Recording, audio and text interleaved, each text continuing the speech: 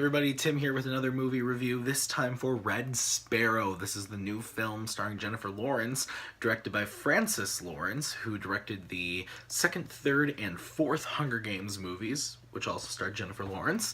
And this is a movie about a Russian woman who gets thrown into a bit of a difficult situation when she's forced to become a Sparrow, a top secret agent for the Russian government, and she is trying to get a little more information out of Joel Edgerton. And that's pretty much all I'm going to say about the story here, because while the trailers did end up giving a little bit too much away for me, the overall plot, as far as like what the nitty-gritty of it is, I didn't really gather from the trailers. So I think if you go into this movie blind, you'll really enjoy it. And how did I feel about this movie? I thought it was a good movie. I didn't love it, and I did not hate it, but I liked it more than I thought I would. I thought Jennifer Lawrence gave a really exceptional performance, and she's a person who, with recent movies like Mother, I just, I'm kind of off the Jennifer Lawrence train, but I kind of thought that this was her best performance in a while.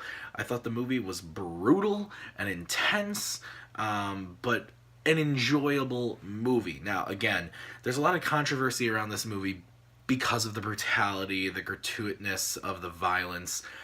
It didn't bother me as a film goer and as someone who likes to review movies. It didn't really bother me all that much, but I can understand where those criticisms would come in.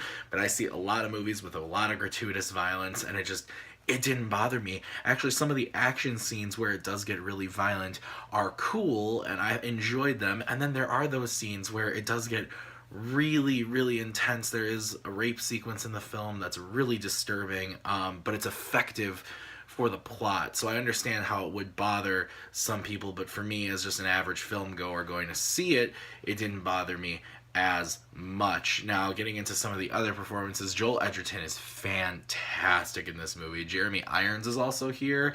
He has a little bit to do, but not so much. And I know I'm going to butcher this name, but Matthias something, who plays Jennifer Lawrence's uncle in the film. He's been in a ton of stuff, Far From the Madding Crowd, The Loft. He's been in a lot of stuff as this like character actor, and I always really like him, and he was by far my favorite part of this movie. He's super creepy and villainous and slimy, and I enjoyed him a lot in this movie.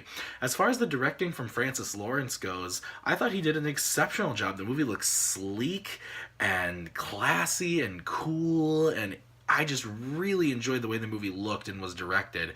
The screenplay does get a bit confusing throughout the movie. There are parts of the movie where you're kind of scratching your head trying to follow every single thing that's happening.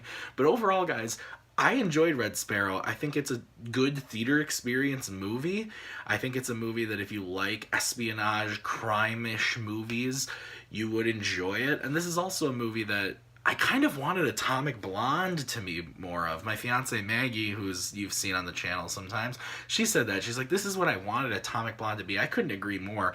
As someone who didn't really like Atomic Blonde, I wanted it to be more like Red Sparrow and less like John Wick, which is kind of what it ended up being.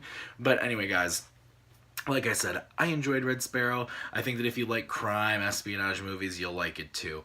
Well, anyway, guys, thanks as always for watching. If you like this review, hit that like button, hit subscribe. It helps me out a great deal, and it helps you stay up to date with all of my latest content. And be on the lookout for later today.